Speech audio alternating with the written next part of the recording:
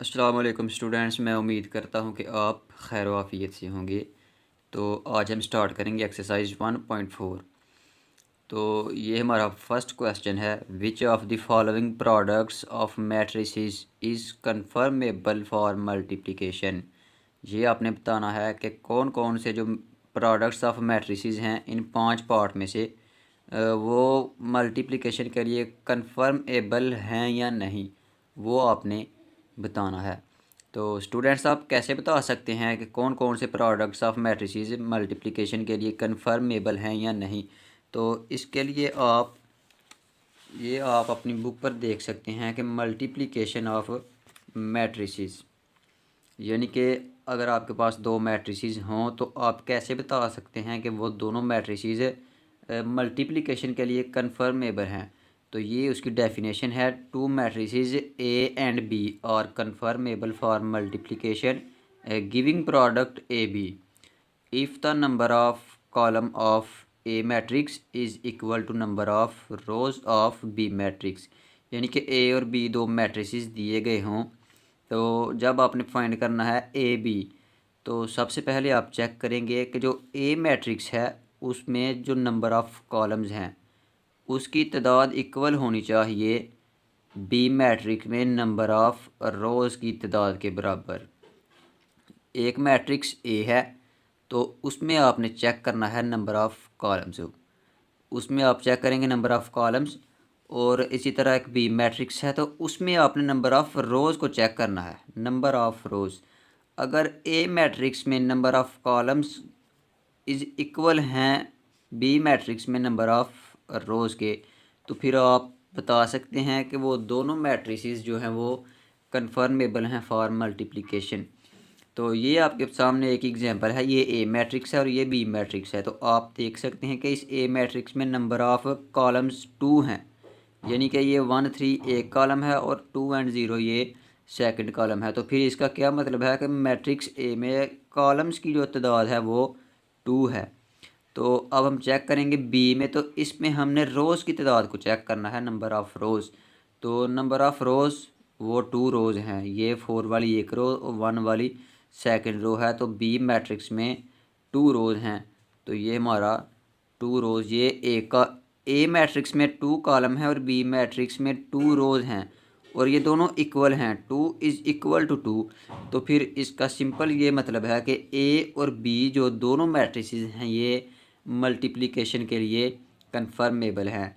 तो मैं उम्मीद करता हूँ कि आपको ये डेफिनेशन बड़ी अच्छी तरह से क्लियर होगी। तो मज़ीद कॉन्सेप्ट क्लियर करने के लिए हम अपनी एक्सरसाइज वाले क्वेश्चन सॉल्व करते हैं।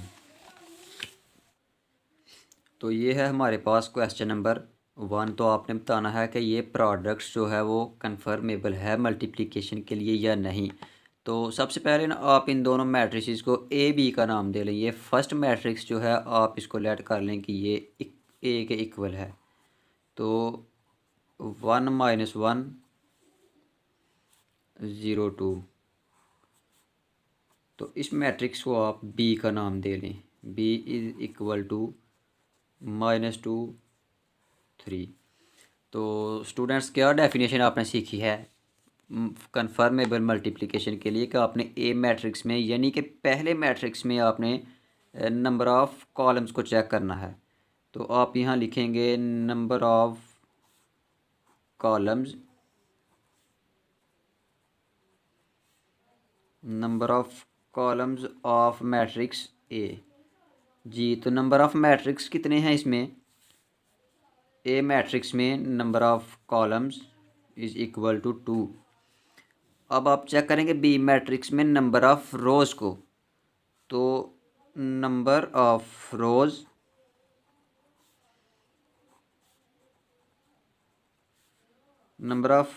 Of matrix B. तो number of rows B matrix में नंबर ऑफ़ रोज़ की जो तादाद है वो भी 2 है। तो आपने देख लिया कि मैट्रिक्स ए में नंबर ऑफ़ कॉलम्स 2 और मैट्रिक्स बी में नंबर ऑफ़ रोज़ जो हैं वो भी 2 हैं। तो इन दोनों की दो जो तादाद है वो इक्वल है एक दूसरे के। तो फिर इसका मतलब है कि ये दोनों मैट्रिसेस मल्टीप्लिकेशन के लिए कन्फर्मेबल हैं। तो आप यहाँ लिख सकते हैं कि ये दोनों मैट्रिसेस क्या हैं, conformable for multiplication.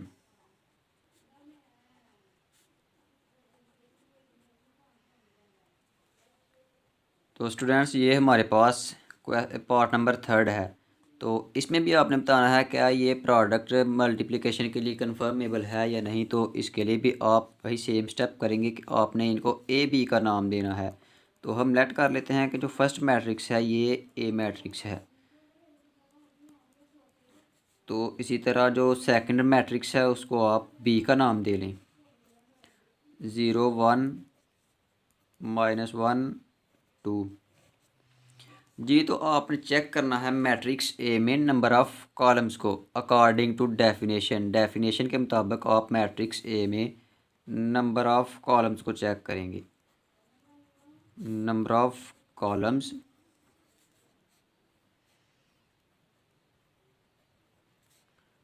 Of matrix A. तो मैट्रिक्स ए में नंबर ऑफ़ कॉलम्स कितने हैं, number of columns is equal to 1। अब आपने चेक करना है मैट्रिक्स बी में नंबर ऑफ़ रोज़ को, number of rows of matrix B. जी तो कितने नंबर ऑफ़ रोज़ हैं मैट्रिक्स बी में, number of rows is equal to 2। ये 0 1 फर्स्ट रो है और -1 2 सेकंड रो है। तो बी मैट्रिक्स में नंबर ऑफ़ रोज़ की तादाद 2 है। तो आप देख सकते हैं कॉलम्स की तादाद 1 है और रोज़ की तादाद 2 है। तो ये 1 और 2 आपस में इक्वल नहीं है। हालांकि अकॉर्डिंग टू डेफिनेशन के मुताबिक मैट्रिक्स ए में जो नंबर ऑफ़ रोज़ की तादाद है, नंबर ऑफ़ कॉलम्स की जो तादाद है वो इक्वल होनी चाहिए मैट्रिक्स बी में नंबर ऑफ़ रोज़ की तादाद के बराबर। तो फिर आप कह सकते थे कि ये दोनों मैट्रिसेस कन्फर्मेबल हैं फॉर मल्टीप्लिकेशन के लिए, लेकिन अब ये तादाद इक्वल नहीं है। तो फिर इसका क्या मतलब है कि नॉट कन्फर्मेबल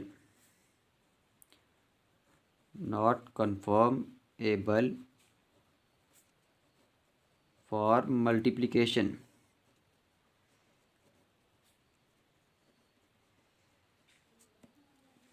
तो स्टूडेंट्स मैं उम्मीद करता हूँ कि आपको इन क्वेश्चन की बड़ी अच्छी तरह से अंडरस्टैंडिंग हो चुकी होगी। तो इसके बाकी जो 3 पार्ट हैं हम इन्हें बुक पर ही सॉल्व करेंगे।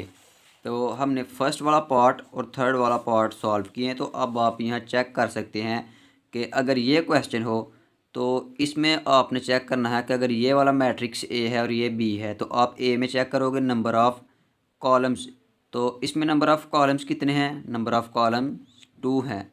और अगर ये मैट्रिक्स बी है तो इसमें आपने नंबर ऑफ़ रोज़ को चेक करना है। तो नंबर ऑफ़ रोज़ भी 2 हैं, इसमें नंबर ऑफ़ कॉलम्स 2 हैं और इसमें नंबर ऑफ़ रोज़ 2 हैं। तो 2 इज़ इक्वल टू 2 है, यानी कि और इनका जो नंबर ऑफ़ कॉलम्स की तादाद और नंबर ऑफ़ रोज़ की तादाद इसमें ये सेम है। तो फिर आप कहेंगे कि ये दोनों मैट्रिसेस जो हैं वो product of matrices is conformable for multiplication. इसी तरह हमारे पास ये 4 वाला पार्ट है। तो आप चेक करेंगे कि अगर ये मैट्रिक्स ए है और ये बी है, आपने इन दोनों को नाम देना है। तो ए मैट्रिक्स में आप चेक करेंगे कॉलम्स की तादाद, नंबर ऑफ़ कॉलम्स। तो इसमें नंबर ऑफ़ कॉलम्स 2 हैं। तो इस बी मैट्रिक्स में आप चेक करेंगे नंबर ऑफ़ रोज़। तो इसमें जो रोज़ की तादाद है वो भी 2 है, इसमें कॉलम्स की तादाद 2 है और इसमें रोज़ की तादाद भी 2 है। तो ये 2 इज़ इक्वल टू 2 आएगा।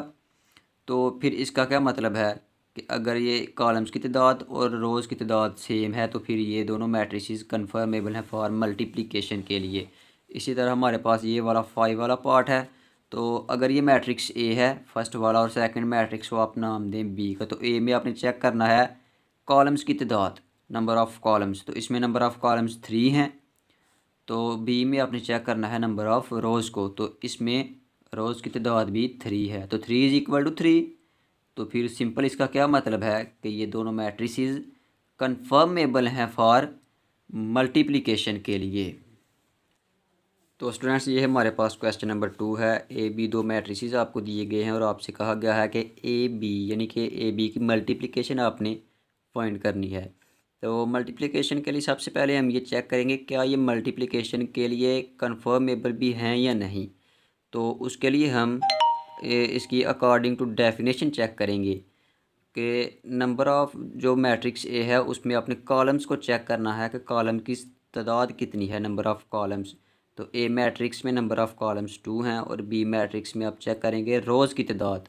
तो बी मैट्रिक्स में रोज़ की तादाद वो भी 2 है, इसमें कॉलम्स की तादाद 2 है और इसमें रोज़ की तादाद 2 है।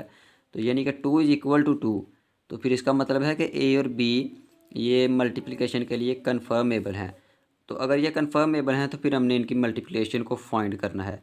तो A B is equal to, A की जगह आप ये वाला मैट्रिक्स लिखेंगे 3 0 -1 एंड 2 और बी की जगह 6 एंड 5। ये आपने बी मैट्रिक्स लिख लिया। A B is equal to, just आपने अब मल्टीप्लाई करना है। और मल्टीप्लाई कैसे करेंगे, इस फर्स्ट रो को आपने मल्टीप्लाई करना है इस कॉलम के साथ।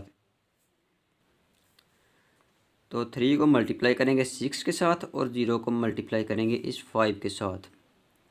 तो 3 multiply by 6 plus 0 multiply by 5। तो आपने इस फर्स्ट रो को तो मल्टीप्लाई कर लिया है इस कॉलम के साथ, लेकिन आपके पास सेकंड कॉलम अभी बाकी है। तो अब आपने इस सेकंड कॉलम को इसी सेकंड रो को इसी कॉलम के साथ मल्टीप्लाई करना है। पहले आपने फर्स्ट रो को मल्टीप्लाई किया इस कॉलम के साथ, अब आप इस सेकंड रो को इस कॉलम के साथ आपने मल्टीप्लाई करना है।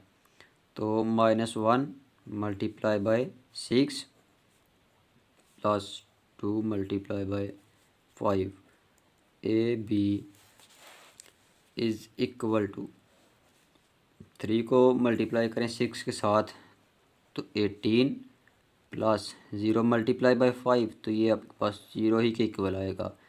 -1 मल्टीप्लाई बाय 6 तो ये -6 के इक्वल, तो प्लस 2 को जब 5 के साथ मल्टीप्लाई किया तो ये 10 के इक्वल आएगा। तो स्टूडेंट्स ये है आपका ए बी यानी कि ए बी की मल्टीप्लिकेशन का final answer. 18 plus 0 is equal to 18, -6 plus 10 तो ये आपके पास +4 के इक्वल आएगा। तो ये ए बी का जब हमने मल्टीप्लाई किया तो ये इसका हमारे पास फाइनल आंसर है।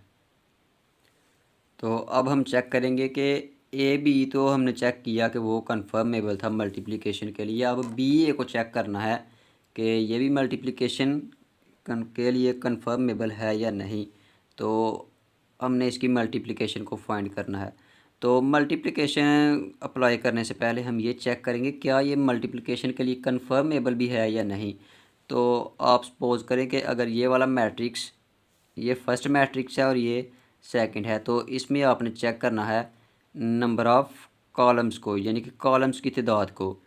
तो इसमें जो कॉलम्स की तादाद है वो हमारे पास 1 है, आप यहाँ सपोज कर लें। तो इसमें आप चेक करेंगे रोज़ की तादाद, नंबर ऑफ़ रोज़ को। तो इसमें नंबर ऑफ़ रोज़ जो हैं वो तो हमारे पास 2 हैं। इसमें कॉलम्स की तादाद 1 है और इसमें रोज़ की तादाद 2 है। तो कन्फर्मेबल फॉर मल्टीप्लिकेशन के लिए कब हो सकते थे ये मैट्रिक्स, अगर कॉलम्स की तादाद इस मैट्रिक्स में कॉलम्स की तादाद और इस मैट्रिक्स में सेकंड मैट्रिक्स में रोज़ की तादाद इक्वल होते। इस मैट्रिक्स में कॉलम्स की तादाद और इस मैट्रिक्स में रोज़ की तादाद अगर इक्वल होती तो फिर ये बी ए कन्फर्मेबल था मल्टीप्लिकेशन के लिए। लेकिन अब इनकी जो तादाद है वो सेम नहीं, इक्वल नहीं। इसमें कॉलम की तादाद 1 है और इसमें रोज़ की तादाद तो 2 है। तो फिर इसका क्या मतलब है कि ये दोनों मैट्रिसेस जो हैं ये मल्टीप्लिकेशन के लिए कन्फर्मेबल नहीं। तो जब ये कन्फर्मेबल ही नहीं मल्टीप्लिकेशन के लिए, तो हम फिर बी ए की मल्टीप्लिकेशन जो है वो फाइंड आउट नहीं कर सकते। तो आप यहाँ लिख सकते हैं कि is not conformable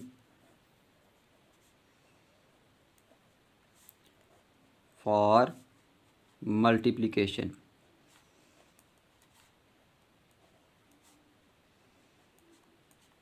not conformable for multiplication. तो आई होप स्टूडेंट्स आप इस लेक्चर को बड़ी अच्छी तरह से अंडरस्टैंड कर चुके होंगे। तो मेरी आपसे एक छोटी सी रिक्वेस्ट है कि अगर कहीं आपको क्वेश्चन के दौरान समझ ना आए तो आप कमेंट सेक्शन में वो पूछ सकते हैं, कमेंट करके बता सकते हैं। जहाँ से आपको समझ ना आए वहाँ से आप जस्ट टाइम जो है वो नोट करें और कमेंट में उस टाइम को जो है आपने बता देना है कि यहाँ से हमें समझ नहीं आ रही। और दूसरी रिक्वेस्ट आपसे ये है कि अगर आपको हमारा लेक्चर, हमारी वीडियो पसंद आए तो इस वीडियो को लाइक ज़रूर कीजिए। तो इंशाल्लाह मिलते हैं एक और नए नेक्स्ट लेक्चर के साथ। तब तक के लिए आप अपना बहुत सारा ख्याल रखिएगा। अस्सलाम वालेकुम वरहमतुल्लाहि वबरकातुहू।